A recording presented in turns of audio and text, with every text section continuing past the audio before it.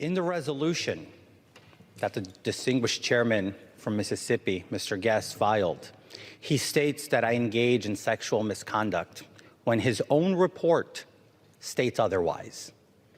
That's just a clear evidence of how this process has been skewed, how this process is sloppy, and how it is contradictory to the core.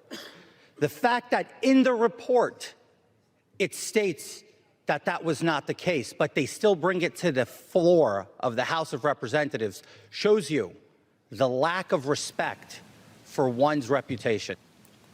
Congressman George Santos, Republican of New York, and I looked it up. He's totally right. The resolution does accuse him of engaging in sexual misconduct, but the ethics report that they talked about all day during that hearing, it actually absolves him of sexual misconduct. George Santos joins us. Welcome back to Newsmax. That was quite a moment. Do you think you changed any minds today? Well, Greg, it's not about changing minds. It's about stating facts. This process has been absolutely sloppy, skewed, and a smear, so much so that they rushed and put it together like a bunch of 4-year-olds, and they didn't have regard for truth or honesty or transparency. Do you know, the sexual harassment allegations are very damning for one's life. I've always held myself to a standard where I'd never do something of the sort. And the fact that they exonerate me in the report, but then still bring it to the floor, just shows you how this is, it's not a matter of truth and justice. It's a matter of having a predetermined smear campaign no matter what. So you did say the other day, look, you think the numbers aren't going to go your way, but you were out there. Congressman Gates, Congressman Higgins, they were very effective. I want to ask you again, you're getting your facts out.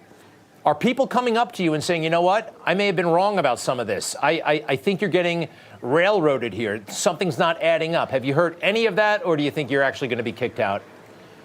So, Greg, here's the reality. I'm not campaigning for this, so I'm not talking to people. I'm making them comfortable. I don't want to put people in uncomfortable situations. The very few people I have spoken to have brought up the, wow, that's actually interesting. The fact that it's contradictory in the report to what's actually on the resolution has had some people turn their heads. Like, this is damning stuff. This is life-ruining allegations, and these people who are supposed to be responsible for ethics have and bear no ethics in this process, because look at what they did. So, yeah, people are pretty pissed off and ticked off, because if today it's me, tomorrow it can be them. All right, you did not participate in the ethics process. That's what they said today, and I don't believe you did testify. At one point you said you would. Is that because, I think, as Matt Gaetz said, that could complicate your life regarding the federal indictment and other charges? Is that why you did not provide a statement or documents or anything like that? So any attorney would be very smart, and Matt Gaetz, I think, hit the nail on the head. But here's the two realities of what they're saying. They're saying I never cooperated. That's false. Most of the documents they have were given to them through me. A lot of the bank records and statements and all of the financial disclosures into my company's profit and loss balance sheets, all of that was given to them from me. I accrued over $200,000 in legal fees throughout this process. For them to say I didn't cooperate is yet again another lie. They'll continue to say whatever it is they want, because this is a predetermined outcome that they've been sawing and looking for all this time. Obviously, I didn't go to the committee because they gave me a deadline to be in the committee by the same date that I had to be in court in New York. Guess what? I respect the committee. I'm willing to work with the committee. They said they'd send us a subpoena. I said, all right, send a subpoena. They never sent a subpoena. They wanted me to testify the same day they knew I'd be due in court in New York. So what is it? It's entrapment. They designed this in some way towards the end to make me fail so that they can have these talking points. I want to go to a moment from the congressman from Mississippi. This is B10, purchases of trips. Let's take a look at this. In addition to these questionable expenses, there were travel expenses, questionable expenses involving trips to Atlantic City, Las Vegas, Nevada, and the Hamptons.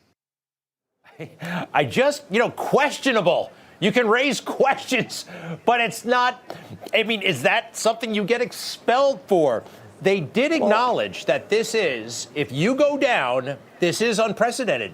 And no one has been kicked out in your circumstances. We got guys like Menendez still serving in the Senate. They're not clamoring for his expulsion, at least not now. And he already stood trial. Anyway, your thoughts?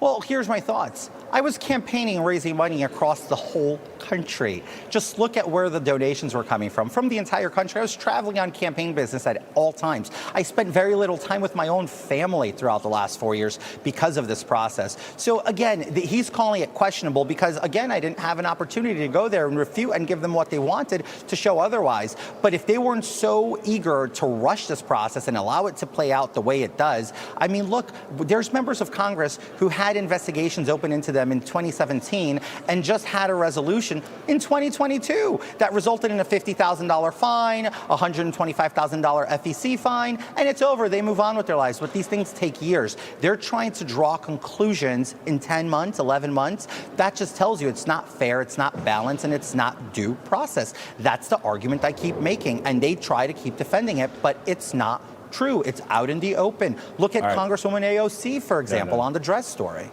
Okay, yeah. So look, some of the campaign finance stuff is very technical, but one thing kind of, well, I could follow it.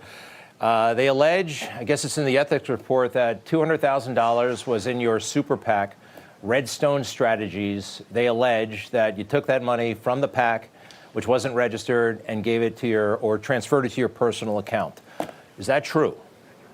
Look, Greg, I haven't gone through this. I haven't unpacked any of this. Obviously, I have a case with the DOJ. I need to be respectful of the prosecutors and the judge in this case, because for me to come out here and start talking about this, obviously I forego my rights, and I also act in bad faith with all these professionals who have been, in my case, I can't say a negative thing about them, because it's been in a very cordial, above-board process that we've been engaging in. So for me to come on here and start unpacking this, it's a disrespect to the process that they've allowed me and afforded me. I get it. A couple of quick things.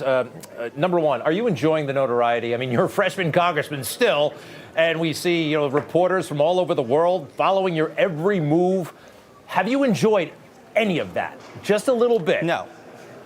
I mean, look, I enjoy meeting people. I'm a people person. You've met me. You know I'm chatty. I like talking to people. But I don't enjoy it. But here's the deal. They did this. The New York Republicans, they did this. They created this entire fantasy, an obsession, because they just would keep giving it oxygen all throughout the year.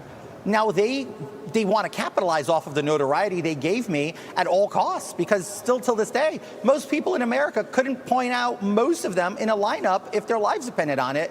But my name is enshrined forever in American history. You have acknowledged telling lies. You lied about college. You did that on this show. You said the lie. You went to Baruch because you wouldn't have got the nomination without, having a college degree.